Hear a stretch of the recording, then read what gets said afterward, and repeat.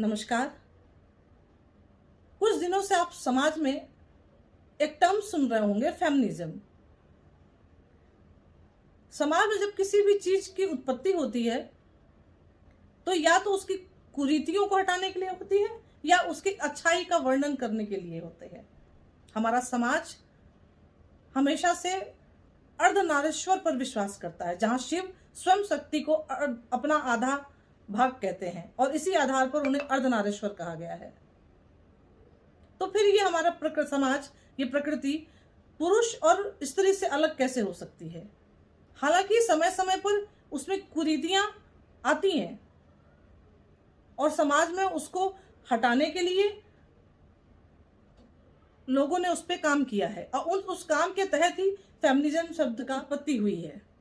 लेकिन कभी कभी जो चीज जो सुधार के रूप में किया जाता है उसमें भी अगर कुरीतियां आने लग जाएं तो उसके संशोधन की आवश्यकता हो जाती है।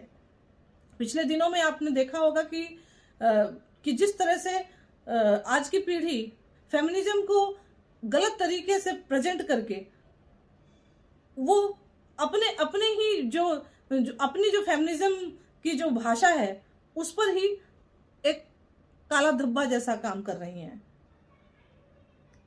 पूरी तरह से समाज में पुरुष को गलत ठहराकर और खुद को सही ठहरा लेना फेमिनिज्म नहीं है। फेमिनिज्म का मतलब होता है कि आप सक्षम हैं, आप योग्य हैं, आपके अंदर ताकत है, साहस है।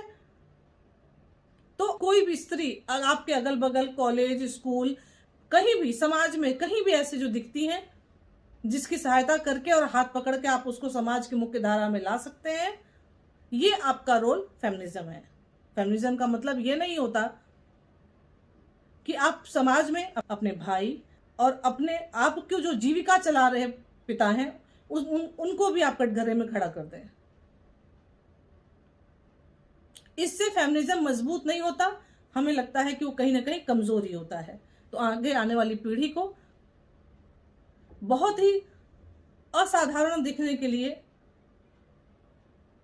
कुछ भी अयोग्य चीजें नहीं करनी चाहिए जो समाज में बदलती हुई पीढ़ी को शर्मिंदा करे।